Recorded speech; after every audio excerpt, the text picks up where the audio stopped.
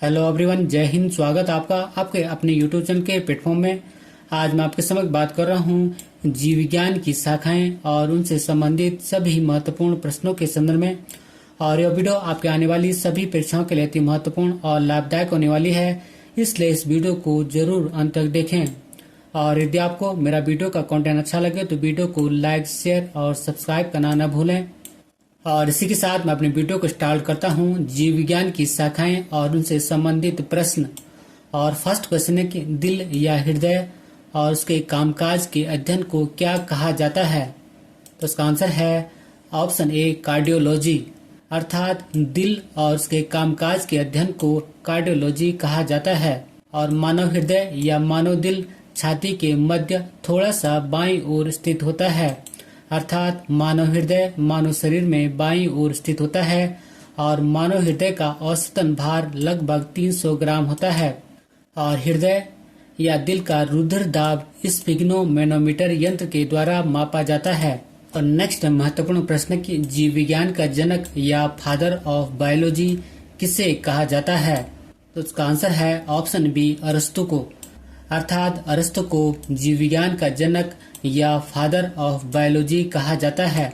और अरस्तु को ही जंतु विज्ञान का जनक या फादर ऑफ जूलॉजी भी कहा जाता है। अर्थात अरस्तु को जीव विज्ञान का जनक या फादर ऑफ बायोलॉजी और जंतु विज्ञान का जनक अर्थात फादर ऑफ जूलॉजी कहा जाता है। और नेक्स्ट महत्वपूर्ण प्रश्न की जंतु विज्ञान अध्ययन करता है। अर्थात जंतु विज्ञान किसका अध्ययन करता है। इसका आंसर है ऑप्शन सी, जीवित व मृत जानवरों दोनों का। अर्थात जंतु विज्ञान जीवित और मृत जानवरों का अध्ययन करता है। और जंतु विज्ञान के अंतर्गत जीवित व मृत जानवरों का विस्तृत अध्ययन किया जाता है। और जंतु विज्ञान जीव विज्ञान या बायोलॉजी की एक प्रमुख शाखा है जिसके जनक अरस्तु माने जाते हैं। और नेक्स्ट महत्वपूर्ण प्रश्न की फूलों के अध्ययन को क्या कहते हैं। उसका आंसर है ऑप्शन बी, एंथोलॉजी। अर्थात फूलों के अध्ययन को एंथोलॉजी कहते हैं, जबकि फ्रेनोलॉजी में मस्तिष्क के विभिन्न भागों की क्रियाशीलता तथा विक्षिप्तता का अध्ययन किया जाता है। और एग्रोस्टोलॉजी में घास से संबंधित अध्ययन किया जाता है। और पेलिनोलॉजी में विभिन्न प्रकार के परागकणों का अध्ययन किया जाता है। और नेक्स्ट महत्वपूर्ण प्रश्न की साइटोलॉजी में किसका अध्ययन किया जाता है। तो इसका आंसर है ऑप्शन सी, कोशिकाओं का। अर्थात साइटोलॉजी में कोशिकाओं का अध्ययन किया जाता है। और नेक्स्ट महत्वपूर्ण प्रश्न की कीटों के वैज्ञानिक अध्ययन को क्या कहते हैं। उसका आंसर है ऑप्शन बी, एंटोमोलॉजी। अर्थात कीटों के वैज्ञानिक अध्ययन को एंटोमोलॉजी कहते हैं। जबकि इक्थोलॉजी में मत्स्य की संरचना अर्थात मछलियों की संरचना, कार्यकी आदि का अध्ययन किया जाता है। और पेरिस्टोलॉजी में परजीवी जीवों का अध्ययन किया जाता है। और मेलिकोलॉजी में मोलस्का और इनके खोलों का अध्ययन किया जाता है। एक बार पुनः रिपीट करता हूँ कि कीटों के वैज्ञानिक अध्ययन को एंटोमोलॉजी कहते हैं। और नेक्स्ट महत्वपूर्ण प्रश्न की रेशम कीट पालन को क्या कहते हैं। उसका आंसर है ऑप्शन सी, सेरीकल्चर। अर्थात रेशम कीट पालन को सेरीकल्चर कहते हैं। और एपीकल्चर के अंतर्गत व्यापारिक स्तर पर शहद उत्पादन तथा फसलों में परागकण हेतु मधुमक्खी पालन का अध्ययन किया जाता है। और हॉर्टिकल्चर के अंतर्गत पुष्प एवं फल देने वाले पौधों का अध्ययन किया जाता है। और फ्लोरिकल्चर के अंतर्गत सजावट के लिए काम आने वाले पुष्पों का अध्ययन किया जाता है। और एक बार पुनः रिपीट करता हूँ कि रेशम कीट पालन का अध्ययन सेरीकल्चर कहलाता है। और नेक्स्ट महत्वपूर्ण प्रश्न है और यह प्रश्न में कई बार एग्जामों में पूछा जाता है। और प्रश्न की जीर्ण या वृद्ध होने की प्रक्रिया के अध्ययन को क्या कहते हैं। तो उसका आंसर है ऑप्शन ए, जेरोंटोलॉजी। और जेरोंटोलॉजी मनुष्य में वृद्धावस्था एवं काल प्रभावन के सामाजिक, संज्ञानात्मक, मनोवैज्ञानिक तथा जैविक पहलुओं का अध्ययन किया जाता है। जबकि एंथोलॉजी में मानव सहित सभी जंतुओं के व्यवहार का अध्ययन किया जाता है। और मायोलॉजी में मनुष्य की पेशियों का अध्ययन किया जाता है। और पेडोलॉजी में मृदा निर्माण, मृदा के प्रकार इत्यादि का अध्ययन किया जाता है। एक बार पुनः रिपीट करता हूँ कि जीर्ण या वृद्ध होने की प्रक्रिया के अध्ययन को जेरोंटोलॉजी कहते हैं। और नेक्स्ट महत्वपूर्ण प्रश्न है कि जीव विज्ञान शब्द का प्रयोग सर्वप्रथम किसने किया?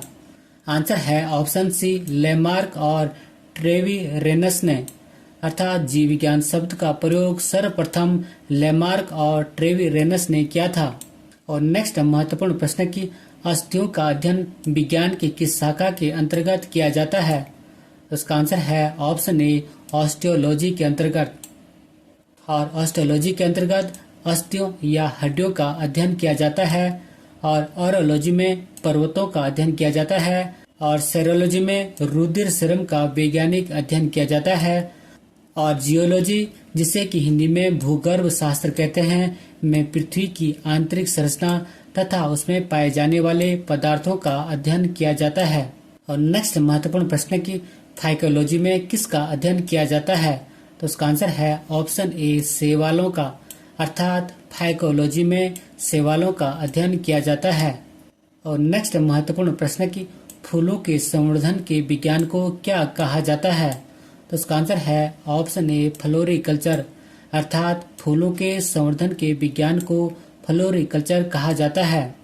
और नेक्स्ट महत्वपूर्ण प्रश्न के डेंड्रोलॉजी का संबंध किससे है?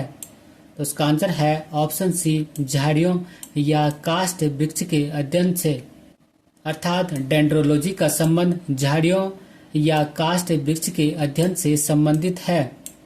अर्थात डेंड्रोलॉजी के अंतर्गत झाड़ियों और काष्ठ वृक्ष का अध्ययन किया जाता है। नेक्स्ट महत्वपूर्ण प्रश्न है कि पेडोलॉजी में किसका अध्ययन किया जाता है? उसका आंसर है ऑप्शन बी, भूमि का। अर्थात पेडोलॉजी के अंतर्गत भूमि का अध्ययन किया जाता है। और नेक्स्ट महत्वपूर्ण प्रश्न की परागकणों का अध्ययन क्या कहलाता है? तो उसका आंसर है ऑप्शन बी, पेलिनोलॉजी। अर्थात परागकणों का अध्ययन पेलिनोलॉजी कहलाता है। और नेक्स्ट महत्वपूर्ण प्रश्न की हिस्टोलॉजी किसके अध्ययन से संबंधित है? तो उसका आंसर है ऑप्शन ए, ऊतक या टिश्यू से। अर्थात हिस्टोलॉजी का संबंध ऊतक या टिश्यू के अध्ययन से संबंधित है। और जेवर बिचट को फादर ऑफ हिस्टोलॉजी कहा जाता है। अर्थात जीवर बिचट को हिस्टोलॉजी का पिता कहा जाता है। एक बार पुनः रिपीट करता हूँ कि ऊतक या टिश्यू के अध्ययन को हिस्टोलॉजी कहते हैं और जेवर बिचट को फादर ऑफ हिस्टोलॉजी कहते हैं।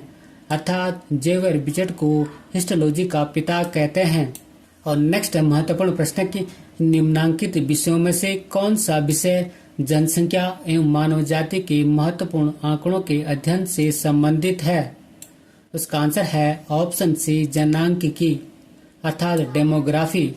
अर्थात जनांकिकी का संबंध जनसंख्या एवं मानव जाति के महत्वपूर्ण आंकड़ों के अध्ययन से है। नेक्स्ट महत्वपूर्ण प्रश्न की रेशम कीट पालन का अध्ययन क्या कहलाता है? उसका आंसर है ऑप्शन डी, सेरीकल्चर। अर्थात रेशम कीट पालन का अध्ययन सेरीकल्चर कहलाता है। और नेक्स्ट महत्वपूर्ण प्रश्न की मधुमक्खी पालन का अध्ययन क्या कहलाता है? तो उसका आंसर है ऑप्शन डी, एपीकल्चर। अर्थात मधुमक्खी पालन का अध्ययन एपीकल्चर कहलाता है। नेक्स्ट महत्वपूर्ण प्रश्न की मत्स्य या मछली पालन का अध्ययन क्या कहलाता है? तो उसका आंसर है ऑप्शन बी, पीसी कल्चर। अर्थात मत्स्य या मछली पालन का अध्ययन पीसी कल्चर कहलाता है। नेक्स्ट महत्वपूर्ण प्रश्न के कवकों का अध्ययन क्या कहलाता है? तो उसका आंसर है ऑप्शन सी, माइकोलॉजी। अर्थात कवकों का अध्ययन माइकोलॉजी कहलाता है। और नेक्स्ट महत्वपूर्ण प्रश्न के शैवालों का अध्ययन क्या कहलाता है? उसका आंसर है ऑप्शन डी, फाइकोलॉजी। अर्थात शैवालों का अध्ययन फाइकोलॉजी कहलाता है। नेक्स्ट महत्वपूर्ण प्रश्न के फलों का अध्ययन क्या कहलाता है? तो उसका आंसर है ऑप्शन ए, पोमोलॉजी। अर्थात फलों का अध्ययन पोमोलॉजी कहलाता है। और नेक्स्ट महत्वपूर्ण प्रश्न की पक्षियों का अध्ययन क्या कहलाता है? उसका आंसर है ऑप्शन सी, ऑर्निथोलॉजी। अर्थात पक्षियों का अध्ययन ऑर्निथोलॉजी कहलाता है।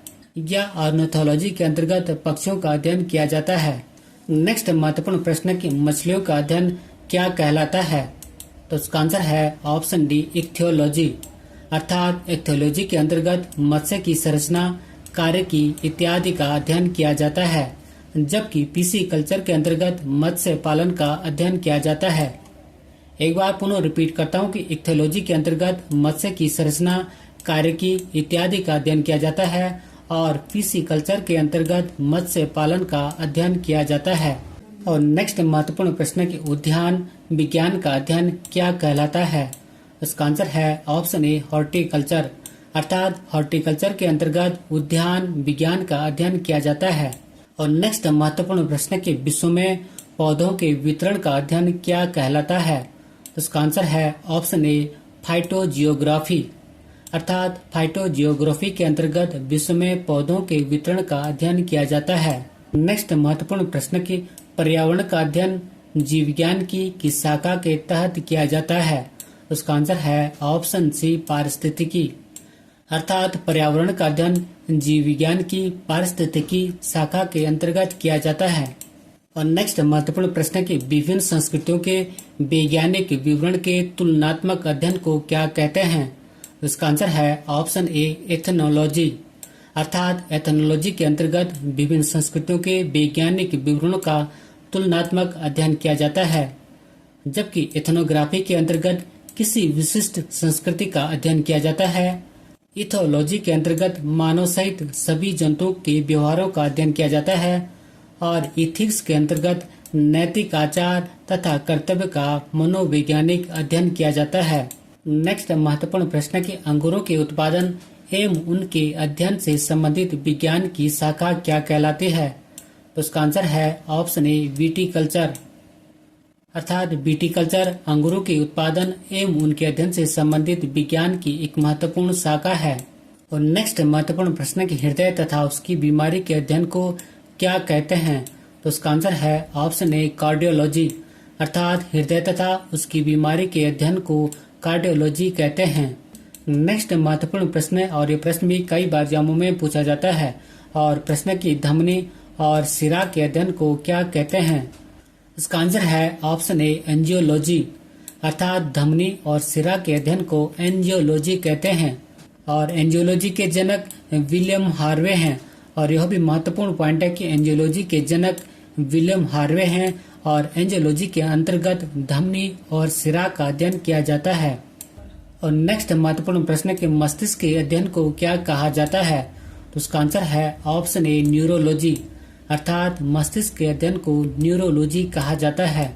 अब मैं आपके समक्ष बात कर रहा हूँ जीव विज्ञान की शाखाएं और उनका अध्ययन क्षेत्र से संबंधित महत्वपूर्ण जानकारियों के संदर्भ में, जैसे कि फर्स्ट है जूलॉजी, और जूलॉजी के अंतर्गत विभिन्न प्रकार के जंतुओं का अध्ययन किया जाता है। नेक्स्ट है बॉटनी, और बॉटनी के अंतर्गत विभिन्न प्रकार के पादपों व उनके क्रियाकलापों का अध्ययन किया जाता है। और नेक्स्ट है डेंड्रोलॉजी, और डेंड्रोलॉजी के अंतर्गत वृक्ष और झाड़ियों का अध्ययन किया जाता है। और नेक्स्ट है सोरोलॉजी, और सोरोलॉजी के अंतर्गत छिपकलियों का अध्ययन किया जाता है, और ये मोस्ट इम्पोर्टेंट पॉइंट है। और नेक्स्ट है सिल्वीकल्चर, और सिल्वीकल्चर के अंतर्गत वन वृक्षों की खेती की कला और विज्ञान का अध्ययन किया जाता है। और नेक्स्ट है माइकोलॉजी, और माइकोलॉजी के अंतर्गत कवकों का अध्ययन किया जाता है, और ये सभी पॉइंट एग्जाम पर्पज की दृष्टि से अति महत्वपूर्ण हैं। और नेक्स्ट है फाइकोलॉजी, और फाइकोलॉजी के अंतर्गत शैवालों का अध्ययन किया जाता है। और नेक्स्ट है पीसीकल्चर, और पीसीकल्चर के अंतर्गत मत्स्य पालन का अध्ययन किया जाता है। और नेक्स्ट है सेरीकल्चर, और सेरीकल्चर के अंतर्गत रेशम कीट पालन का अध्ययन किया जाता है। और नेक्स्ट है एपीकल्चर, और एपीकल्चर के अंतर्गत मधुमक्खी पालन का अध्ययन किया जाता है। और नेक्स्ट है फ्लोरिकल्चर, और फ्लोरिकल्चर के अंतर्गत फूलों की खेती का अध्ययन किया जाता है। और नेक्स्ट है ओलोरिकल्चर, और ओलोरिकल्चर के अंतर्गत सब्जियों की खेती का अध्ययन किया जाता है। और नेक्स्ट है एग्रीकल्चर, और एग्रीकल्चर के अंतर्गत फसल संवर्धन, पशुपालन तथा कृषि से संबंधित विज्ञान का अध्ययन किया जाता है। और नेक्स्ट है ऑर्निथोलॉजी, और ऑर्निथोलॉजी के अंतर्गत पक्षियों का अध्ययन किया जाता है, और ये सभी पॉइंट भी एग्जाम पर्पज की दृष्टि से अति महत्वपूर्ण है। और नेक्स्ट है ऑफियोलॉजी, और ऑफियोलॉजी के अंतर्गत सर्पों का अध्ययन किया जाता है, अर्थात सांपों का अध्ययन किया जाता है। और नेक्स्ट है हर्पेटोलॉजी, और हर्पेटोलॉजी में सरीसृप का अध्ययन किया जाता है। और नेक्स्ट है इक्थोलॉजी, और इक्थोलॉजी में मछलियों का अध्ययन किया जाता है। और नेक्स्ट है एंटोमोलॉजी, और एंटोमोलॉजी में कीटों का अध्ययन किया जाता है। और नेक्स्ट है एंथोलॉजी, और एंथोलॉजी में पुष्पों का अध्ययन किया जाता है। और नेक्स्ट है पोमोलॉजी, और पोमोलॉजी के अंतर्गत फलों और उनकी खेती का अध्ययन किया जाता है। और नेक्स्ट है पेडोलॉजी, और पेडोलॉजी के अंतर्गत मिट्टी का अध्ययन किया जाता है। और नेक्स्ट है हेपेटोलॉजी, और हेपेटोलॉजी के अंतर्गत लीवर या यकृत का अध्ययन किया जाता है। और नेक्स्ट है एग्रोस्टोलॉजी, और एग्रोस्टोलॉजी के अंतर्गत घास का अध्ययन किया जाता है। और ये सभी पॉइंट भी एग्जाम पर्पज की दृष्टि से अति महत्वपूर्ण हैं। और नेक्स्ट है एग्रोनॉमी, और एग्रोनॉमी के अंतर्गत मृदा प्रबंधन और फसल का उत्पादन का अध्ययन किया जाता है। और नेक्स्ट है फिजियोलॉजी, और फिजियोलॉजी के अंतर्गत शरीर के विभिन्न भागों के कार्य तथा कार्य की विधियों का अध्ययन किया जाता है। और नेक्स्ट है पेडोलॉजी, और पेडोलॉजी के अंतर्गत मृदा निर्माण, मृदा के प्रकार इत्यादि का अध्ययन किया जाता है। और नेक्स्ट महत्वपूर्ण है जेनेटिक्स या आनुवंशिकता, और जेनेटिक्स और आनुवंशिकता के अंतर्गत जीवों के आनुवंशिक लक्षणों तथा इनकी वंशानुगति का अध्ययन किया जाता है। और ग्रेगर जॉन मेंडल को जेनेटिक्स या आनुवंशिकता का पिता कहा जाता है। और मोस्ट इम्पोर्टेंट पॉइंट है, एक बार पुनः रिपीट करता हूँ कि जेनेटिक्स या आनुवंशिकता के अंतर्गत जीवों के आनुवंशिक लक्षणों तथा इनकी वंशानुगति का अध्ययन किया जाता है। और ग्रेगर जॉन मेंडल को जेनेटिक्स या आनुवंशिकता का पिता कहा जाता है। और ये सभी पॉइंट एग्जाम पर्पज की दृष्टि से अति महत्वपूर्ण हैं। और नेक्स्ट है जेरोंटोलॉजी, और जेरोंटोलॉजी के अंतर्गत मनुष्य में वृद्धावस्था एवं काल प्रभावन के सामाजिक, संज्ञानात्मक, मनोवैज्ञानिक तथा जैविक पहलुओं का अध्ययन किया जाता है। और नेक्स्ट है फ्रेनोलॉजी, और फ्रेनोलॉजी के अंतर्गत मस्तिष्क के विभिन्न भागों की क्रियाशीलता तथा विक्षिप्तता का अध्ययन किया जाता है। और नेक्स्ट है एग्रोस्टोलॉजी, और एग्रोस्टोलॉजी के अंतर्गत घास से संबंधित अध्ययन किया जाता है। और नेक्स्ट है पेलिनोलॉजी, और पेलिनोलॉजी के अंतर्गत विभिन्न प्रकार के परागकणों का अध्ययन किया जाता है। और ये सभी पॉइंट भी एग्जाम पर्पज की दृष्टि से अति महत्वपूर्ण हैं। अंत में एक महत्वपूर्ण अभ्यास प्रश्न आपके लिए है, जिसका कि उत्तर आपको कमेंट्स बॉक्स में देना है। और क्वेश्चन है कि सवालों का अध्ययन क्या कहलाता है। और इसी क्वेश्चन के साथ मैं अपने वीडियो को समाप्त करता हूं। यदि आपको मेरा वीडियो का कंटेंट पसंद आए तो वीडियो को लाइक, शेयर और सब्सक्राइब करना न भूलें। मिलते हैं जल्दी नेक्स्ट वीडियो में। Thank you for watching. God bless you. जय हिंद।